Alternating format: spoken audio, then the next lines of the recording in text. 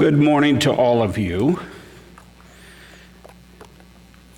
Get a couple of business items out of the way. We got some new prayer cards. You guys can grab one on the back if you would like one and pray for us. And there's a little QR code that you can put on your phone if you would like to receive our prayer letter. Give a quick update of Mom and Dad, and then for those of you who have little kids, I'm going to tell my fish story. Okay, so I'm going to actually just walk around a little bit here. Mom and Dad, they live down in Pensacola, Florida. They're doing okay for their age. Mom, both of them actually have some health issues there. Dad just turned 85, and I'm going to make your job difficult, aren't I, trying to move around here? And Mom turned 82. But pray for Dad specifically, as he has more health issues than Mom does. But my younger brother and my older brother both live down in Pensacola as well, so they can help out when Mom and Dad need help. But wanted to thank you for the partnership that we've had over many years, especially with the Peace family, with Mom and Dad way back in the 70s, to Athena and myself still currently on the field, as well as the partnership that you guys have with the Amazon Baptist Hospital. So thank you for that. But as a kid, so for my younger group back here, you two girls can see that, right? Okay. How old are you girls? 7. All right. So I was a little bit younger than you. How old are you?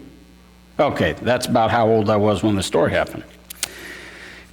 When I was 4, I went to Brazil. Didn't have a choice in the matter. My parents took me down there. That was your cue to laugh. I guess I'm not getting funnier as I get older. But we lived right on the river, not the Amazon River. We're actually 2 tributaries off the Amazon. Dad was a pilot, Mom was a nurse. I'm a pilot, and I married a nurse. That's kind of keeping it going there, right?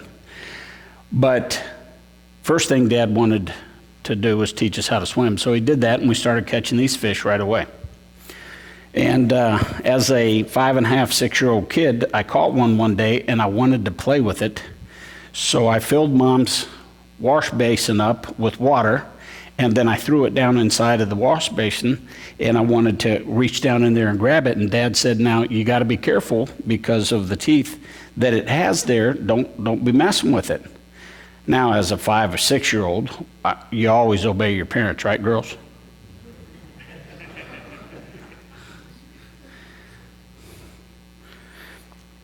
So I started thinking. Dad said, "Don't be messing with it," but I want to grab this thing. And I'm thinking, I should put a glove on to protect my hand from this thing. Now, as an adult, what type of glove do you suppose I should use on this? Leather, okay. I've seen what they can do. I think they can get through those leather welding gloves. So I was thinking those metal mesh gloves that I've seen on some of the, crazy National Geographic stuff. But remember, I was 5, 6 years old. I'm not thinking with an adult brain. I'm thinking plastic bag should work just fine. So I put my hand in that bag, and Dad said, "Be careful," so I'm going to protect it. And I reached down in Mom's wash basin and grabbed, what I thought I was grabbing hold of him, but he actually grabbed the hold of me. And you can still see the mark that he left on my finger. It took basically the tip of my finger off. And this was the size of the fish that did it to me. You thought I was playing with this thing? Come on. First thing the Brazilians do when they catch piranhas like this, they lay them right on the bench of their canoe, and they take a machete right to the front of their mouth so they don't have to deal with that portion of their teeth. But as we get started this morning, I'm going to stay down here. Is that okay with you guys? This past term has been pretty difficult for us. You're going to see here in a little bit, we lost our main ministry partner downriver, which is Pastor Nan. Back in February of 21, he passed away with COVID. And we'll talk about that as we get to his slides in our presentation. And then thank you for praying for Athena during her bout with cancer and then radiation that she had at the end of 2022. So to just give an update with that, we're going back to University of Iowa next month for another CAT scan. There's a little nodule on her lung that they wanted to take a look at. We had one done about 6 months ago. But pray for her. All of the health care that we do down in Brazil, we got to do down in Manaus. So that's 2 days to get down there, do our stuff with them, and then 2 days to get back because of where we live at. But the partnership with the Peace family, it goes back to 1974, I believe. So here in 2 years, we're going to be celebrating 50 years of when Mom and Dad originally went to Brazil. So let's go through our slide presentation. I don't know if we can dim the lights. Will this reach all the way up here? Me pushing the buttons and everything, it'll reach back there? All right. If not, I'll move to the back. All right, strap yourself in. We're getting ready to go on a journey to Brazil. We're the Peace family. Maybe I'm going to have to sit in the back.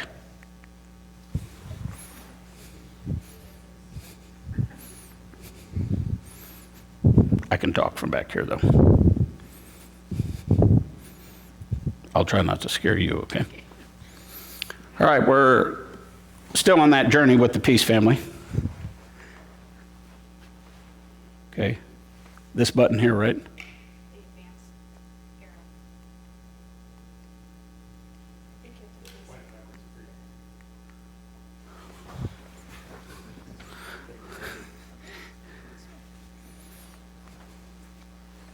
What am I doing wrong?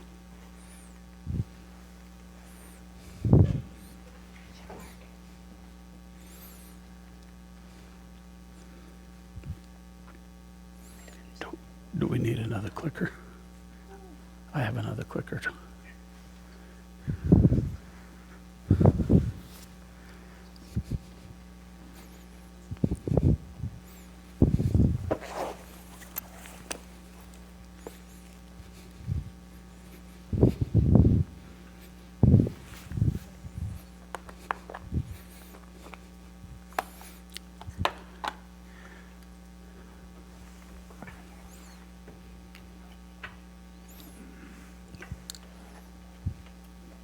Is it going?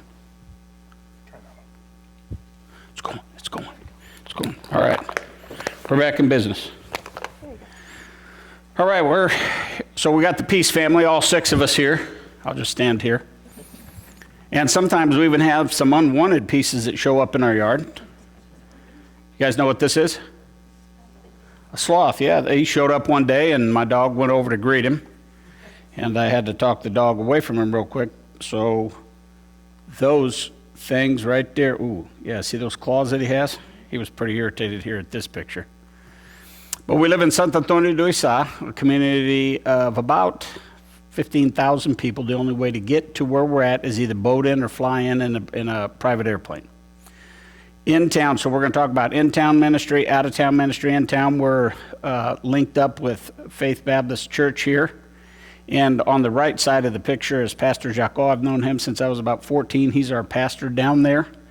And we work with him. On the left side of the screen is Pastor Cristiano. He actually pastors the church I grew up in, but I've known him since he was 2.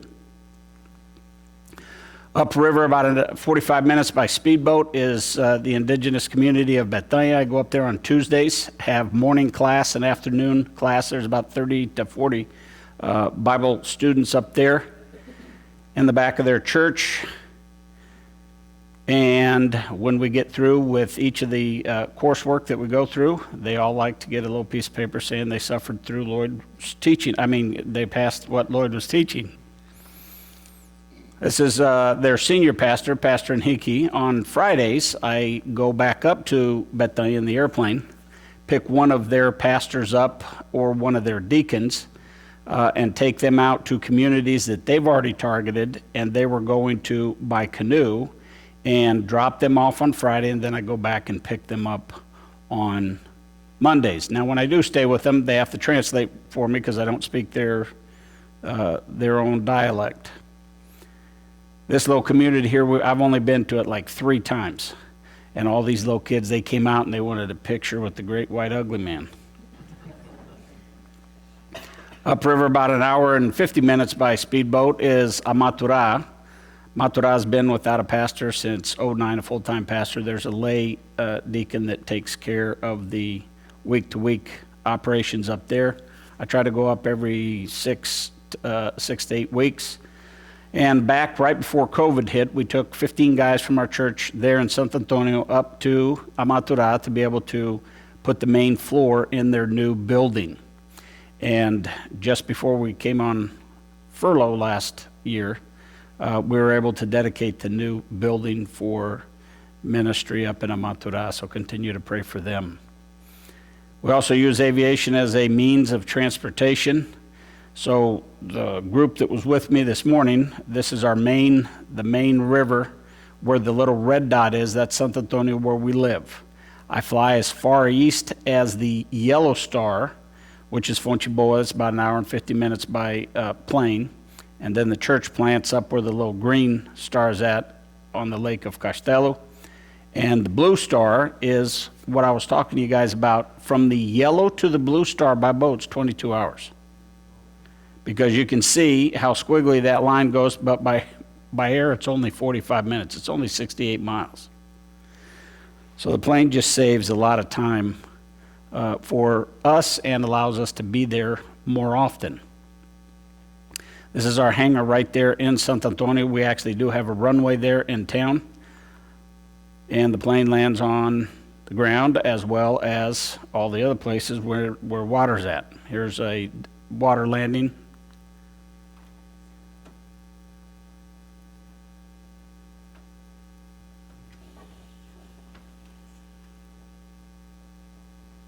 We don't need sound for this one, but the next ones. So one day I was landing to pick up one of my pastor friends, and I felt something. As you're landing, you got to be dodging all floating traffic, canoes, fishermen, poles, and all that. And I felt something hit the bottom of the hull as I was landing. And when I turned around and was taxiing back to pick my passenger up, I saw 3 alligator heads pop up. I'm like, yeah, I hope that hurt your little coconut more than it did the bottom of the plane. But wherever there's water, that's my runways. All the places that we go to are based on some waterway system because that is their main road, so to speak, to get in. Now, this is black water. Here's the dirtier Amazon colored water. And then this is actually up on a lake at Castelo where the church plant's at, but you can see the river on the far upper right there as well. When we're up in Castelo, this is the lay leader's kitchen right out. We're standing where the church is at. We make all of our weekend plans right there in the kitchen. And then we have services right there at church. The community has about 95 people, I believe they said, in the community. Jacob and Lucas had the opportunity to go down a couple years ago to their missions conference with me down there. Had a good weekend with them. Now, they don't have electricity except for about 3 hours at night. Taking your baths right there in the river. It's pretty rustic where they're located at there as well. Pastor Nay on the right and his dad on the left. This goes back to the 70s when Mom and Dad was actually down in Fonchiboa working for about 9 months. And we met Nay back in the late 70s. And you fast forward to when we got the airplane in 2013, 2014, made contact with Nay, and we started partnering up with him. They're using canoes, and some of the places that we still went were so remote that we would land out. You can see the community behind the guy that's driving, so we'd leave the plane there, and then we'd have to go the last little bit by canoe to get to where we were going. Pastor Nay here on the right, and missionary Sebastian in the back. Nay on the left, his brother on the right. They're actually both co-pastors of the church that we partnered with here in Foncheboa, as well as their full-time jobs. And they're already using boats to go out to the different outlying communities. And I showed this picture. If you look behind Nan's head out in the yard, you see this round thing out there. You guys know what that is? That's the satellite dish for the TV that's over on the left. Because if you have your priorities straight, like a lot of these interior people do, the first thing they buy when they have enough money is the TV. Then they got to buy the satellite dish, then they'll buy their kitchen, stove and refrigerator. And you have to have a little generator to operate all that. This next little video, this one we're going to have volume here. This next little video here, Nan and I had flown over this floating house on a log system setup. And Nan goes, Lloyd, I promised that we'd go down and have a Bible study with him, so we stopped in this day, and here's a song that we sang.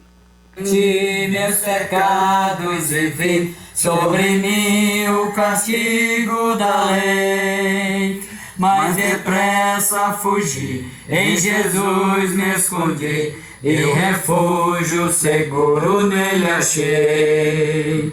Foi na cruz, onde um dia eu vi meus pecados castigados em Jesus.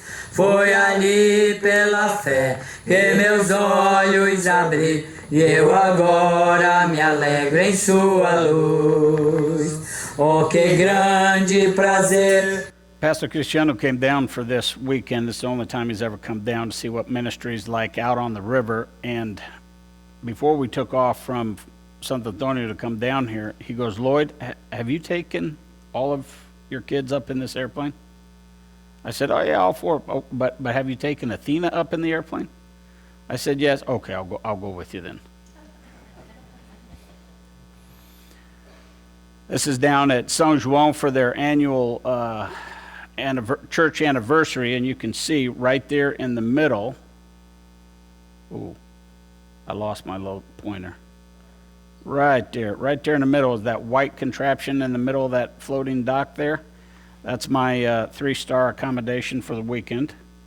And to the right side of the floating dock, this right here is the bathroom. And there's the bathroom for this one that's upriver. And the river flows downriver. Also, this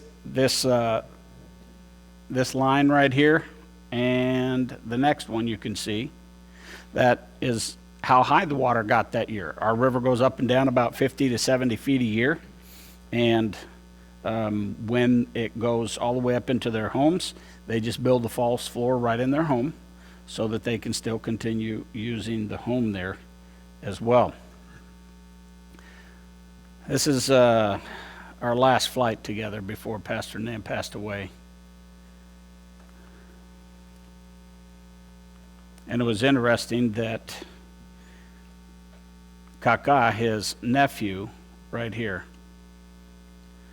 while we were on furlough back in 2018, and they inaugurated the church plant out at Castelo, Kaka got saved at that church inauguration. And he is already involved in ministry, and last weekend he goes 3 times a year to a lay seminary run by pastors for about 10 days, and then they come back to their home church, and they have several things that they do at their home church in between each 3 to 4 months. And also Pastor Tehis here helps out in the communities as well. Also, I had the opportunity to help another Brazilian missionary pilot who was looking at getting a small 2-seat plane for their ministry, so he came down for some training. And Arthur belongs to another Brazilian mission organization, but they fly bigger airplanes than I do. They were in town, and I said, hey, you want to go out and see what a little small plane is like flying on the river? Here we have myself and our surgeon, Dr. Phillips. At the height of COVID, we had the opportunity to go up and help out with some supplies for the mayor's floating health clinic. And I've also used the plane a couple of different times for medevacs but the passenger has to be well enough that they can actually sit. They can't lay because I don't have enough room to be able to do that. Athena does follow me by a satellite tracking system just in case I don't show up one day. But as you can see, it's green everywhere. Everywhere's green there. This is down at Gaivota. Nan and I were down there before he passed away. And this gives you a picture of what it's like to be working in the communities. Now, what you can't hear in the background is all them making fun of me as I'm videoing and walking. Here we are, we're leaving.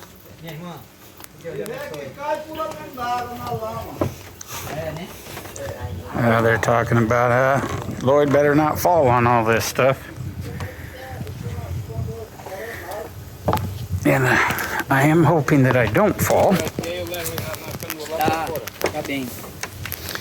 I go all down this, and all where we're standing, the water will get all the way up here. So, I mean, that water's almost 80 yards from here, and we're probably at least 18 feet higher, 19 feet higher than the water is right now.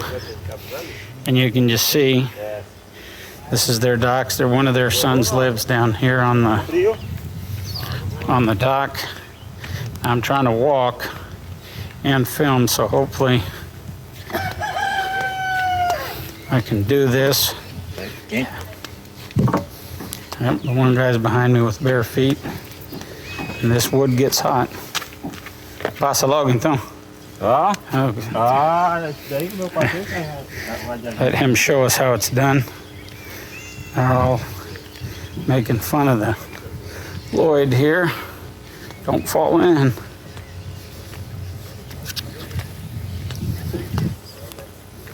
Of course, walking on this is one thing in the daylight, much less walking at this at night with a flashlight.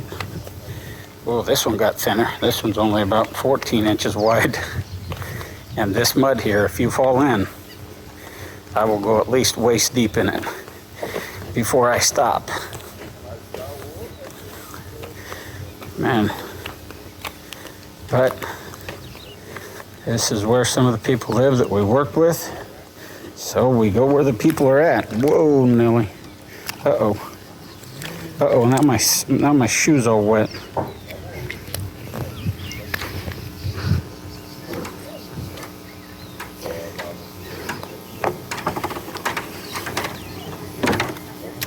And we just keep walking around.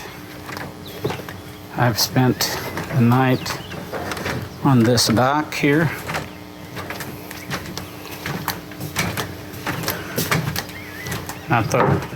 Not where I'm at currently, but this one coming into view right here.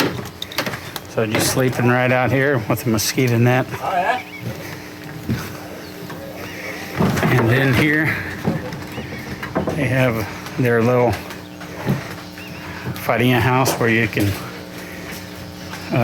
make the farinha here, dry it actually there, and they got their press over here, and then obviously all their fishing equipment. Amazon Baptist Hospital, which you guys are a partner as well with, just down the street from us, about 150 yards. Athena and Jessica have had the opportunity to help out there with the prenatal that the hospital does for our entire community and everybody going up the Esau River all the way back up to the Columbia border. All the gals that come there get a personal presentation of the gospel.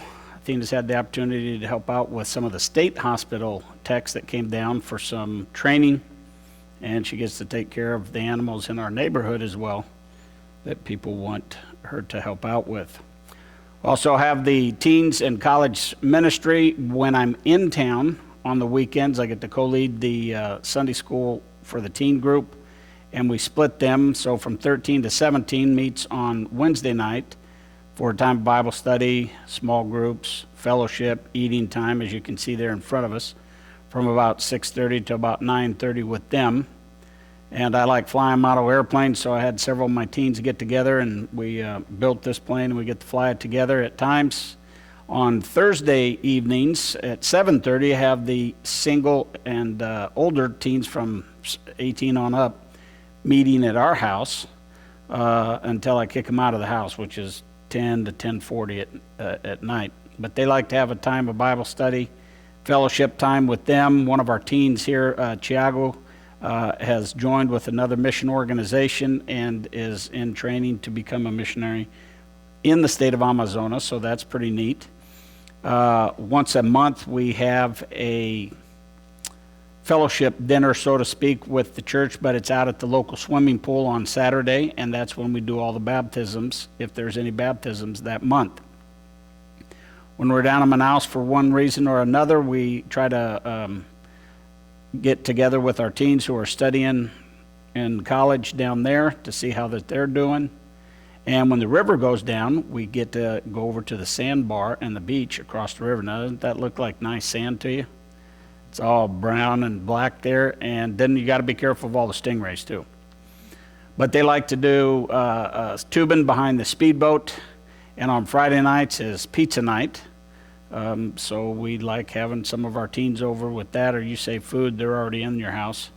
And this is in our kitchen right here. Also I had the opportunity, this is our main mode of transportation. We bought this when we got down there in Amazonas in 2007, and we still have it. Here we're doing some maintenance on it, showing our teens how to be able to do maintenance on their own motorcycles. Athena was doing some first aid training as well. And this is looking in, we're standing in our living room, looking back all the way to the kitchen. This is our singles group. The night before we left, had a nice going away party with them. So continue to pray for each of them. Athena also uses English with our teens at the hospital. This is actually our main meeting room with our teens over at the hospital.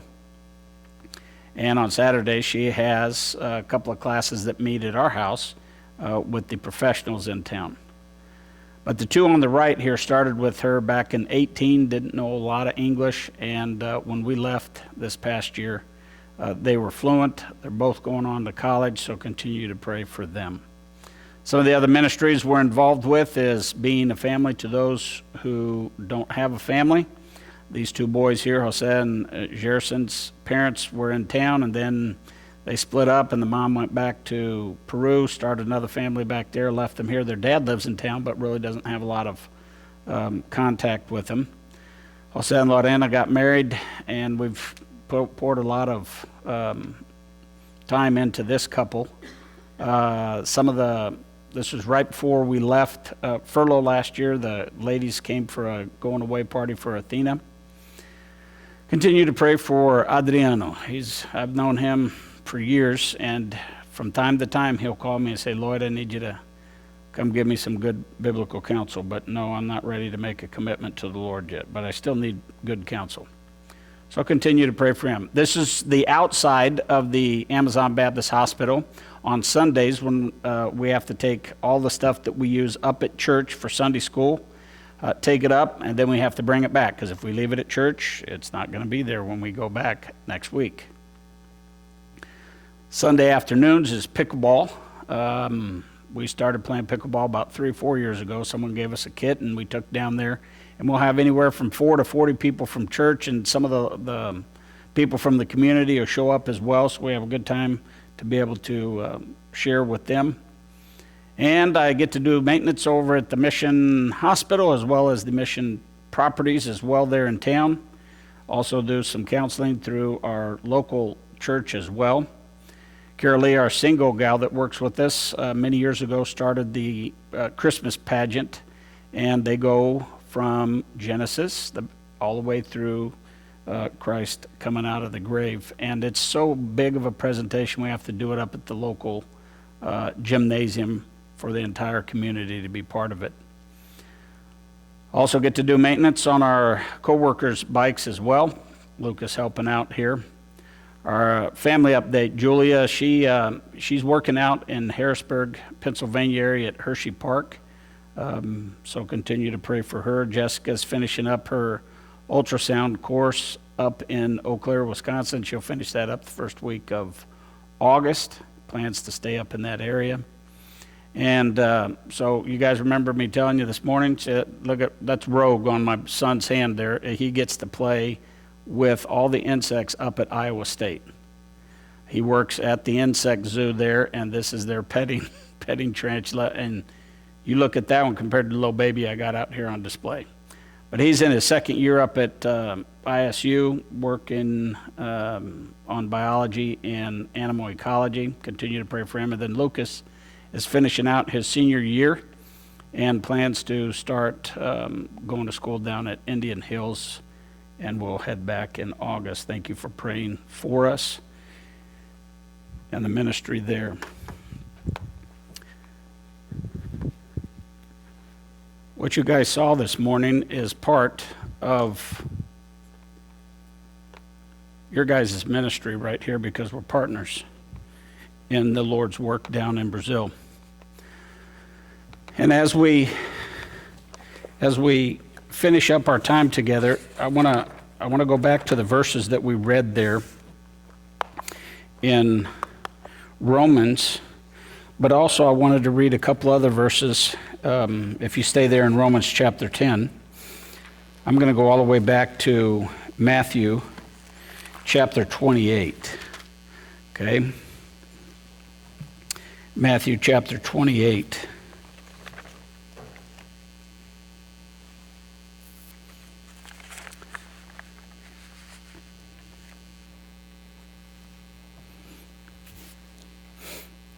And in Matthew chapter 28, the Lord speaking to his disciples here right before he goes back to be with the Father, he says this in verse 16, "Then the 11 disciples went away into Galilee, into a mountain where Jesus had appointed them. And when they saw him, they worshipped him, but some doubted. And Jesus came and spake unto them, saying, All power is given unto me in heaven and in earth. Go ye therefore and teach all nations, baptizing them in the name of the Father, and of the Son, and of the Holy Ghost, teaching them to observe all things whatsoever I have commanded you. And lo, I am with you always, even unto the end of the world." So when we stop and we think, the command that Jesus gave to his disciples, which was to go and make disciples of all peoples everywhere. This church is part of that command, which happened, 2,000 years ago. The part that's interesting is there in verse 20, it says, Jesus speaking to his disciples, he says, "Now you guys are going to go out and teach what I have taught you." Now my question this morning is, how long of a process does that take? I want to interact a little bit with you. How long does it take to teach everything that Jesus taught? Is this something that can be learned in a weekend? Is it something that can be learned in a month? No, this is a lifelong process. And then we fast forward to Romans chapter 10, which was our scripture reading, and Paul speaking here now. In verse 9 it says that if thou shalt confess the Lord Jesus and believe in thine heart that God hath raised him from the dead, thou shalt be what? Saved. That's a guarantee, by the way. You can put that in the bank. It's a guarantee. So we can just go home. We can close up and go home. No, Paul, he continues in a series of questions and answers here. He says, but for this to be able to take place, what if verse 9 is what is happening here, how are we going to get to verse 9? Well, he outlines that in verses 12, 13, 14, and 15. And he goes on to ask some questions. And the questions start there. He says, for whosoever shall call upon the name of the Lord shall be saved, reiterating what verse 9 says. Verse 14, how then shall they call upon him in whom they have not believed? Well, that's kind of difficult. If a person doesn't know who Jesus is, you got to tell that person what Jesus did for them. And there are people that still don't understand what he did for them personally on the cross. But he doesn't stop there. he goes on and he says, how shall they call upon him in whom they have not heard? And how shall they hear without a preacher? And how shall they preach except they be sent? Now, the video that we showed of me walking down the gangplank there, I was holding my phone as I was videoing that. I had no idea that I was going to show it on furlough. Because when I come back, Athena will go, so where'd you guys go to today? I said, oh, well, we went to this community, this community, this community, this community. And she's like, so I try to bring video proof back of what we're doing. And it's interesting that the first time that Nay and I went to Gaivota, which is that community that you guys saw there, the guy in the back, if you were understanding any Portuguese, he's the one making fun of me. First time I met him, he goes, would you like some coffee? Now, how many coffee drinkers do I have here? A couple of you, okay? And I said, hey, Nay, where did the water come from that they made the coffee out of? And Nan goes, Lloyd, don't ask. Now, folks, as a kid, I drank water right out of the river. But see, I'm smarter now. As a kid, we would go down 6 feet to get the clean water.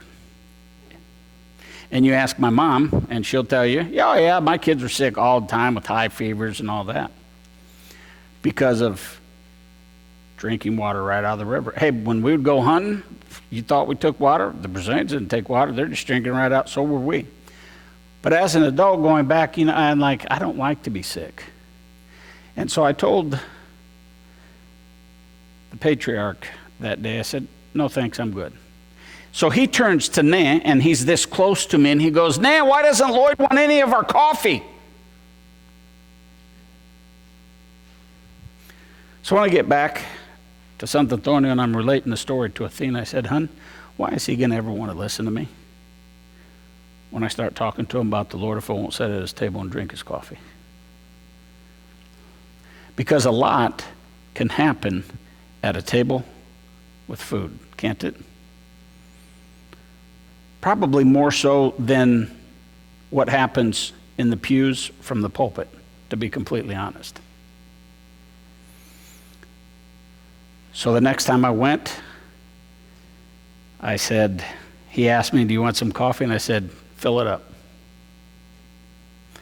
And I'm praying, oh Lord, kill all the amoeba and giardia in this thing. Now, we have a cure for that.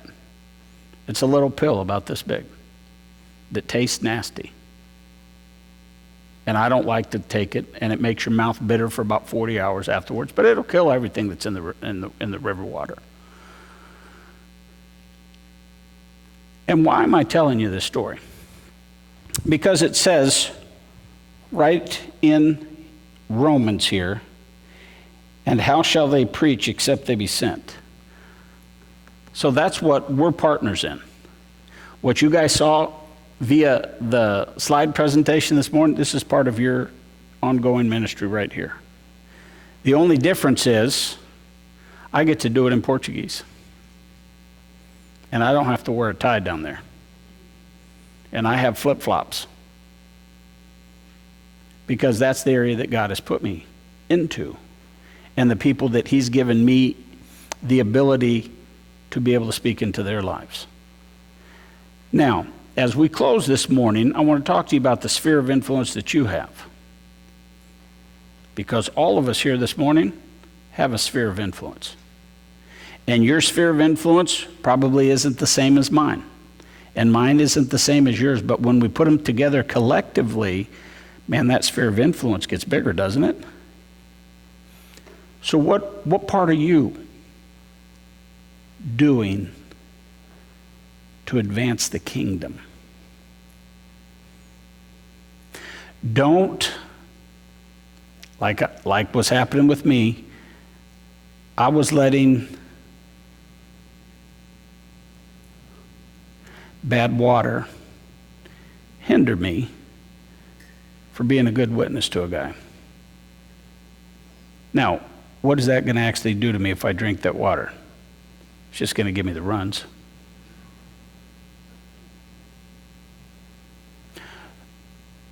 And you probably never had someone talk to you about this from the pulpit, right? I'm just being totally transparent with you. Because the people that God has allowed me to be ministering to, the last thing I want to do is be a hindrance for them in any way that will prevent them from giving their lives to the Lord.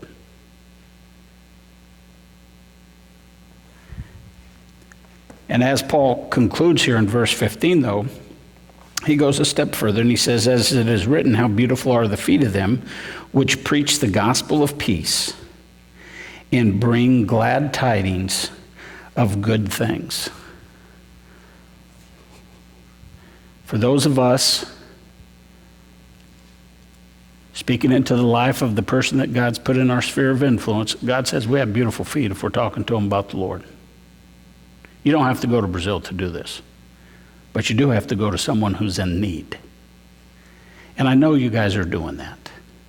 And we thank you for the ability that as a partnership you have given to us to be witnesses down in the upper Amazon region of Brazil. And this morning it was interesting the different types of questions that were asked as to what life is like in Amazonas. It's different than here in Monroe. We don't have Walmart. Well, you guys don't have Walmart either. But it's just down the road in Pella, right? Or up here in Pleasant Hill. And our roads don't lead out of town. But our rivers do. But there's still people there that need to know what Jesus did for them personally on the cross. And we thank you for being part of that ministry down there. Father, as we close this morning, we start a new week. We thank you for the people that you've put into our own lives, that we can share what you've done through us. And maybe some of those certain situations can help others understand that you love them as well and that you want the best for them. Father, give us the boldness that we need to be able to witness for you. Thank you for the time that we had around your word and seeing what you're doing down in Amazonas. In your son's name we pray. Amen.